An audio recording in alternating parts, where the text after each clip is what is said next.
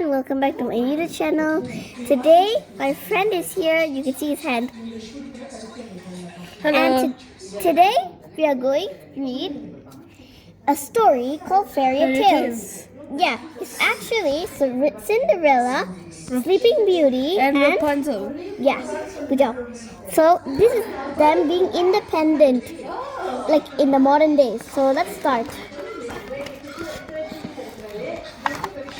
By the way, this is one of the people who made this book.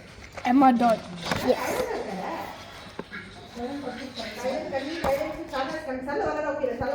Cinderella lives with the two grumpy sisters. Not only are they grumpy, they are lazy too.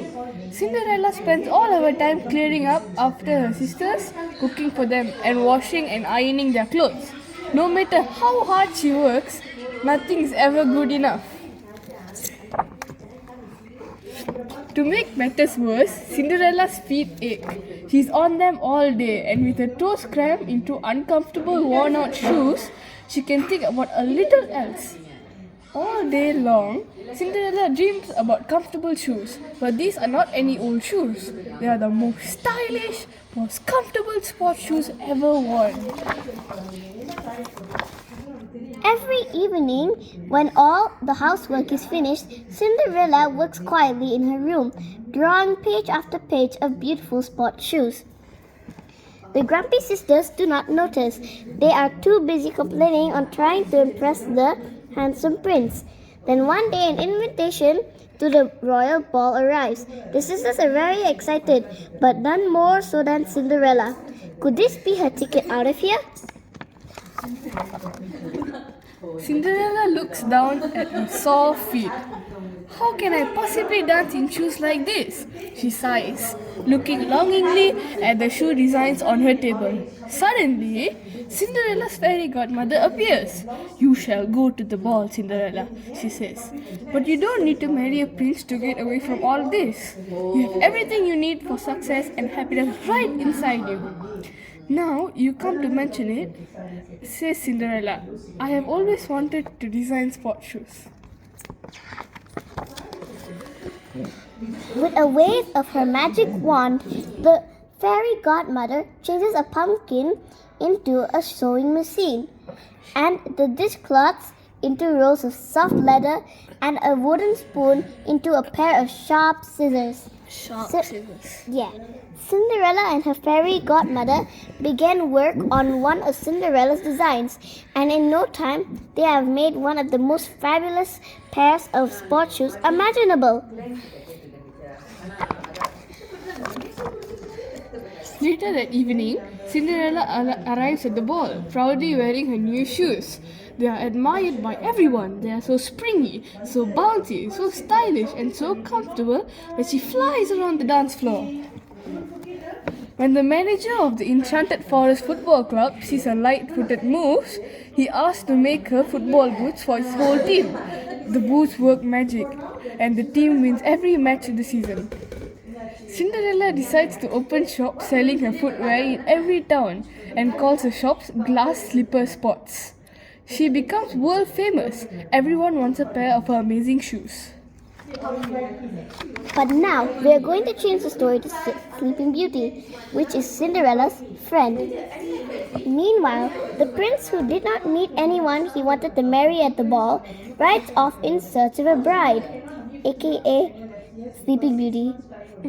He has heard that there is a beautiful sleeping princess who has fallen under the spell of a bad fairy. She has been sleeping for nearly 100 years, and he hopes to break the bad fairy spell by waking her with a kiss. After all, isn't that what a fairy tale prince is supposed to do?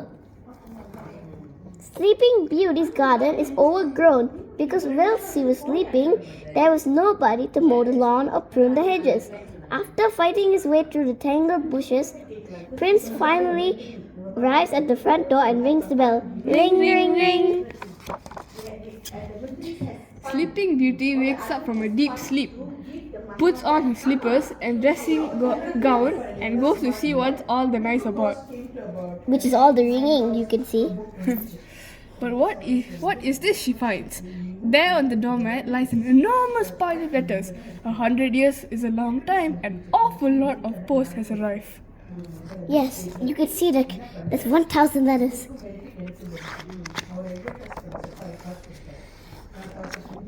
She's Sleeping Beauty. Yeah, that's Sleeping Beauty. She's reading her letters. Sleeping Beauty picks up a letter from the top of the pile.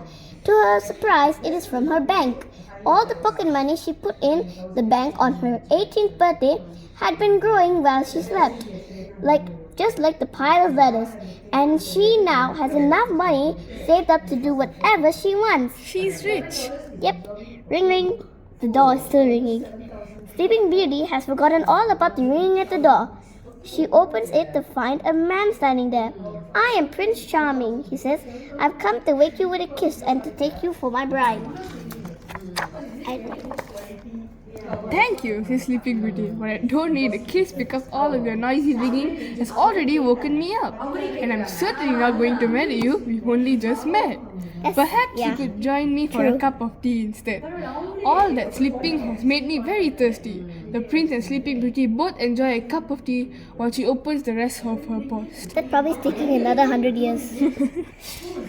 Okay, now the next chapter is another of Sleeping Beauty and Cinderella's friend, Rapunzel.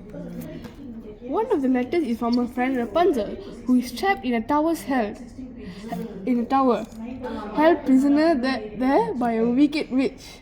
The tower has no stairs and no doors, so Rapunzel is waiting to be rescued by a handsome prince. What can be taking him so long, she thinks. Rapunzel looks down at her long hair, which now almost touches the ground, and decides that she has enough of all of this waiting and will take matters into her own hands.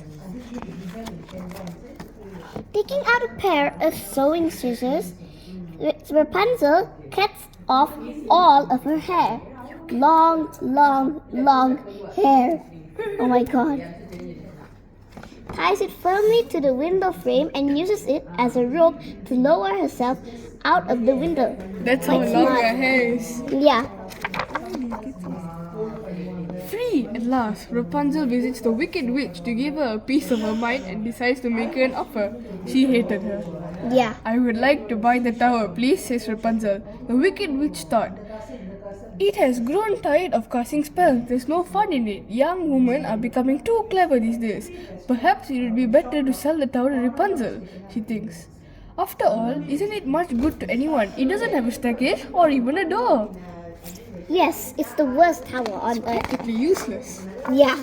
So it's a good thing Rapunzel is taking it. But Rapunzel has plans. She borrows money from the bank to turn the tower into 3 beautiful flats, adding doors and a staircase, finally, as well as the beautiful kitchens, bathrooms, and bedrooms. She decides to live in the top one herself. It has magnificent views.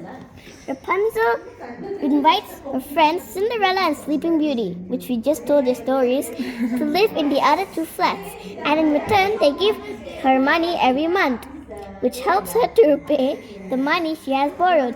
After a while, she receives enough money to buy more towers for even more people to rent. Finally, the building is actually useful. Yep, and she's becoming rich and rich. Rapunzel is now a free woman who earns a lot of money. And is able to live well. She even has some spare money, which she can use to buy a share in Cinderella's new and exciting sports shoe business. Cinderella and Sleeping Beauty and Rapunzel are all successful young women. They used to have their brains, imagination and good sense to earn enough money to look after themselves without a Princess Charming in sight. They decide to start a special club called the Fairy Godmothers, where they use their money to help clever young people with brilliant ideas. And guess what? They live happily after. The end.